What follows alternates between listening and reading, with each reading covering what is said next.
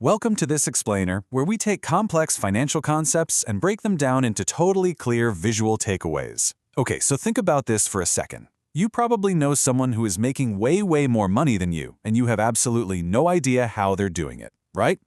Like maybe it's a guy from your hometown who never seemed, particularly ambitious, or a neighbor who drives a totally plain truck, works perfectly reasonable hours, and then just casually pays cash for something you are aggressively saving up for. You probably assumed it was luck, didn't you? Or maybe some hidden family money, like they had some secret angle you'd never get access to. Well, as we're about to see, their wealth isn't a result of luck at all. So here's what's actually happening. Some of the most highly profitable businesses in America are just hiding in plain sight, and your brain has been actively filtering them out your entire life. Seriously. And it's not because you aren't smart enough to see them. It's simply because, well, they don't look impressive. They don't get covered in those flashy business magazines, and literally nobody is writing viral think pieces about them. Because of that, your brain decided, without even asking you, that they just weren't worth your attention. But man, that filter has been costing you for years. Okay, let's dive into this. Before we get into the actual list of businesses, you really have to understand the one trait every single one of them shares. They are what we call psychologically repellent. Now, not because they're physically difficult and not because they're super technically demanding, it's because they involve doing something that doesn't make you feel smart. I mean, you don't brag at a dinner party that you're building a porta potty company, right? You're definitely not posting on social media about your parking lot striping route. But here is the core thesis of this whole explainer. That collective embarrassment equals extremely low competition. And low competition, that equals massive margins.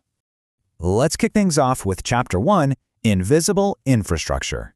Now, what's really interesting about this slide is the brutal contrast in the data.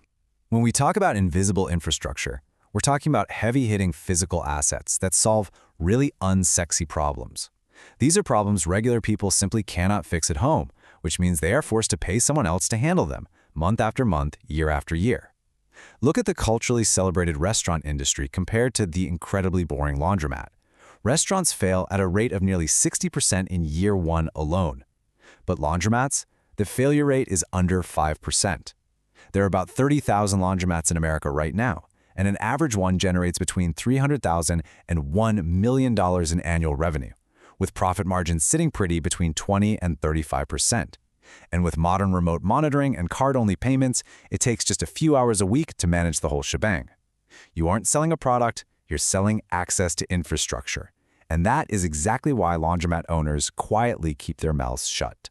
And that exact same infrastructure logic applies right down the line. Take dumpster rentals, for example. A standard 10 to 15-yard dumpster rents for $400 to $700 per placement, and construction demand, it literally never fully stops.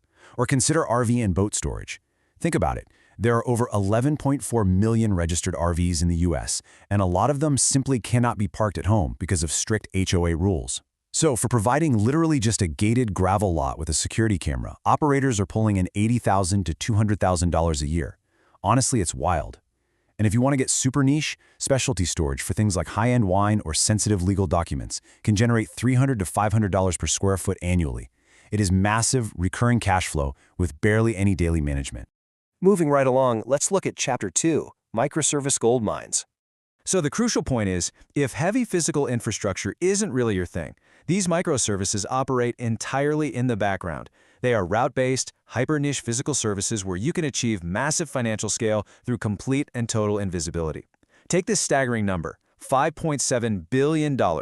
That is the value of the portable restroom industry in the United States. I know, immediate social discomfort, right? But construction sites, outdoor weddings, disaster relief, they all need them, predictably and constantly.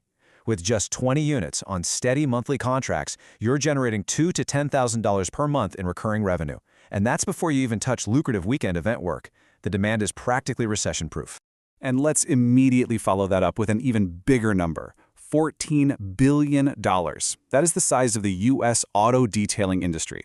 But specifically, we're talking about mobile detailing. By going directly to the customer, instead of making them come to you, you completely eliminate real estate costs. It's a real game changer.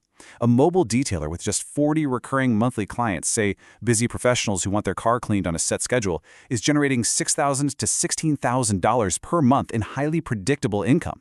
The wealth hiding in these unglamorous niches is just incredible. Let's move to and see how this builds across other microservices.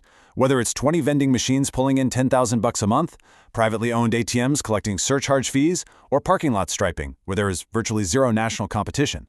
The real secret to all of these is location, negotiation, and solving recurring problems. Take document shredding. It's strictly mandated by privacy laws, and once you become a medical office's provider, they almost never switch. Or irrigation services.